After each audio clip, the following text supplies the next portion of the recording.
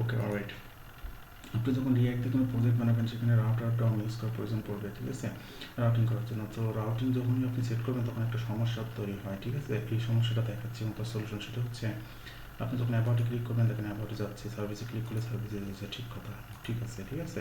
কারণ এখানে আপনি দেখেন, খেয়াল করেন, আপনি আমি টপ টপ জিরো পজিশন থেকে আমি স্ক্রল যদি ডাউন করি তাহলে নিচে কেন আমি একটু, আর আমি টপ জিরো পজিশন থেকে আমি অ্যাবাউট পেজে ক্লিক করলে অ্যাবাউটে যাচ্ছে, হোম পেজে ক্লিক করলে হোমে যাচ্ছে, ঠিক আছে। যখন আমি দেখেন নিচে আমি একটা কার্ডের মধ্যে আমি অ্যাবাউটে পেজে যাওয়ার একটা লিঙ্ক করে দিচ্ছি, এখান থেকে যদি আমি অ্যাবাউট পেজে যাই তাহলে দেখেন আমি পূর্বে যে স্ক্রল পজিশনে ছিলাম, এই যে বটমে যে স্ক্রল পজিশনে ছিলাম সেই স্ক্রল পজিশনটা সেট করে পরের পেজ আমাকে নিয়ে যাচ্ছে।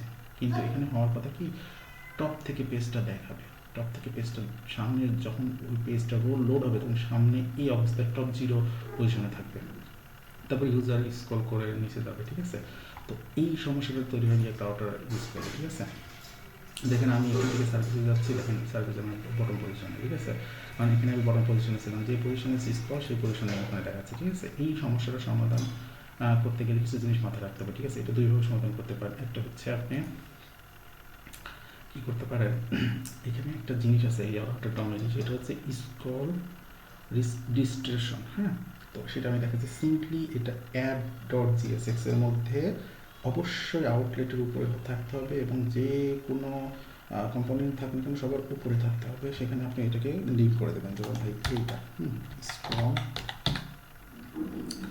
স্ক্রল আমি যদি করে দেখেন স্ক্রল রিস্টোরেশন, এটা স্যার আপনার ডমিডি একটা জিনিস, এটা দিলে ওটা ইম্পোর্ট হয়ে যাবে এবং এখানে সেট হয়ে যাবে, ঠিক আছে। সেট হয়ে গেল, ঠিক আছে। সেট হয়ে যাওয়ার পরে দেখেন এইবার কি হয়, এবার যদি আমি হোমে ক্লিক করি, আমি হোমে গেলাম, এবার এখান থেকে যদি আমি অ্যাবাউটে ক্লিক করে অ্যাবাউট আছে, দেখেন আমার টপ জিরো পজিশন থেকে দেখাচ্ছে, ঠিক আছে। আবার এখান থেকে যদি আমি মনে করেন যে সার্ভিসে যাবো, এখান থেকে দেখেন টপ জিরো পজিশন থেকে দেখাচ্ছে, এখান থেকেও সব ঠিকঠাকই আছে, হ্যাঁ। কিন্তু এইটা কাজ করবে, কিন্তু একটা জিনিস যদি ভুল করেন সেটা কিন্তু সেক্ষেত্রে কাজ করবে না। সেটা হচ্ছে আপনি কি হয় দেখেন, আমার আমার এই ওয়েবসাইটে কিছু একটা জায়গায় ফল্ট হয়েছে, এই কারণে কি হোম পেজে দেখেন হরিজেন্টাল বার চলে আসছে, দেখেন হরিজেন্টাল বার, ঠিক আছে। অন্য পেজে নাই, যেন অ্যাবাউট পেজে নাই, ঠিক আছে। ওরকম কী কারণে হচ্ছে আমি ওটা ধরতে পারিনি।